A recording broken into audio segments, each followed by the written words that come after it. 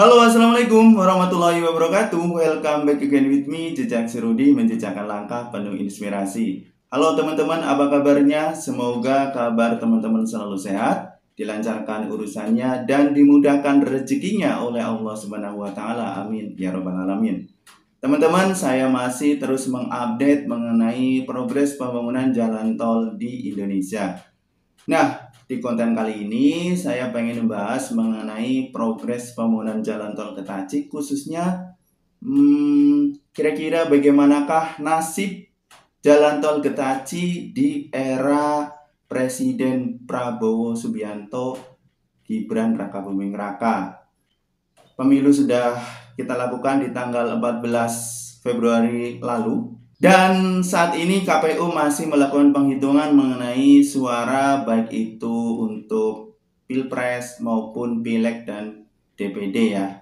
Dari hasil quick count maupun dari hasil real count KPU, saat ini pasangan Prabowo Subianto, Gibran Rakabuming Raka unggul kurang lebih sekitar 58%. Nah, nanti kalau ditetapkan menjadi Presiden Republik Indonesia yang berikutnya menggantikan Presiden Joko Widodo ini, kira-kira apakah proyek tol Getaci ini akan dilanjutkan?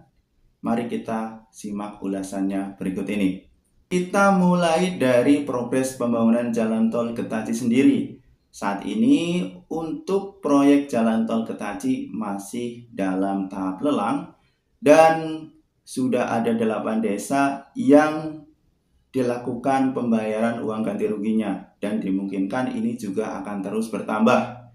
Lalu desa apa saja yang sudah dilakukan pembayaran uang ganti ruginya? Ini saya dapatkan datanya dari kabar Tasikmalaya, pikiranrakyat.com. 1 desa Karangmulia, Kecamatan Kadungora. 2 desa Mandalasari, Kecamatan Kadungora. 3 desa Hegarsari, Kecamatan Kadungora. 4 desa Leles, Kecamatan Leles. 5 desa Kandang Mukti, Kecamatan Leles. Yang keenam adalah desa Tambaksari, Kecamatan Lewigong. 7 desa Marga Cinta, Kecamatan Lewigong. Dan yang kedelapan desa Sukamukti, Kecamatan Banyuresmi. Pembayaran uang ganti ruginya sudah ada 8 desa dan dimungkinkan akan terus segera ke desa-desa berikutnya. Kita kembali ke topik, kira-kira bagaimanakah nasib jalan tol Getaci di era Presiden Prabowo Subianto nanti?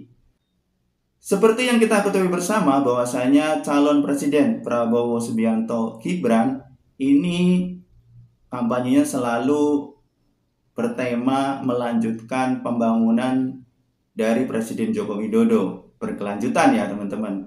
Nah, kalau dari tema ini, apakah kira-kira pembangunan jalan tol Getaci ini akan juga terus dilanjutkan? Karena apa? Karena jalan tol Getaci ini merupakan dulunya adalah janji kampanye dari Presiden Joko Widodo. Apakah kira-kira ini juga masih sama? Kita akan mengawali membahas ini dari mengenai janji kampanye atau visi misi calon presiden. Ini merujuk pada Undang-Undang Sistem Perencanaan Pembangunan Nasional, Undang-Undang Nomor 25 Tahun 2004. Kenapa? Karena setiap janji kampanye, visi misi presiden itu akan dituangkan dalam rencana pembangunan menengah RPJMN ya, Rencana Pembangunan Jangka Menengah Nasional, dan ini berlaku 5 tahun. Kemudian harus juga mempertimbangkan RPJP, Rencana Pembangunan Jangka Panjang Nasional. Nah, visi misi presiden itu dimasukkan dalam RPJMN. Jadi RPJMN yang akan berlaku dari tahun 2024 atau 2025 sampai dengan 2030.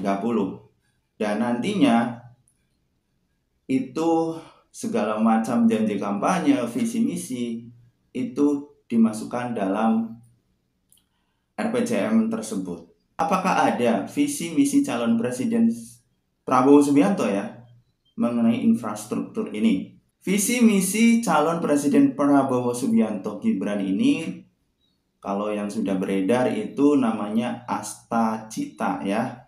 Dan salah satu poin di visi misi itu adalah ini, yang kedua itu meningkatkan lapangan kerja yang berkualitas, mendorong kewirausahaan, mengembangkan industri kreatif, dan melanjutkan pengembangan infrastruktur. Jadi ada kata-kata melanjutkan pengembangan infrastruktur.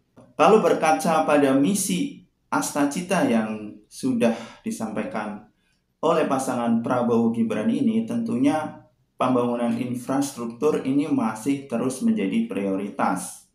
Apalagi jalan tol Getaci ini juga sangat membantu nantinya konektivitas wilayah di antara Jawa Barat dan Jawa Tengah. Saya sendiri sebagai warga Jawa Tengah, khususnya Kabupaten Cilacap, juga sangat mendambakan atau sangat mengharap agar proyek pembangunan jalan tol ini segera terwujud, karena memang banyak hal ya, termasuk salah satunya alur distribusi barang, kemudian juga sepanjang jalur ini juga banyak objek-objek wisata yang nantinya dengan adanya jalan tol ini tentunya akan sangat mendukung pembangunan di wilayah ini gitu ya. Jadi saya masih optimis bahwasanya pembangunan jalan tol Getaci di era Presiden Prabowo Subianto Gibran nanti itu masih akan terus dilanjutkan.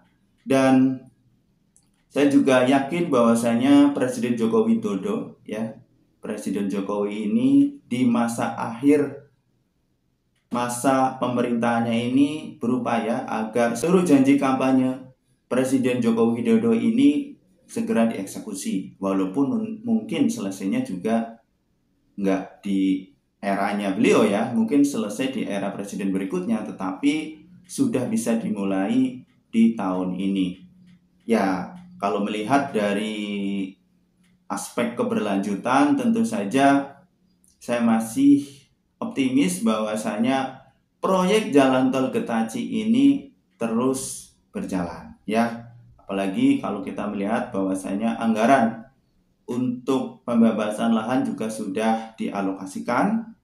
Tinggal menunggu siapakah nanti yang akan menjadi pemenang pembangunan jalan tol Getaci ini.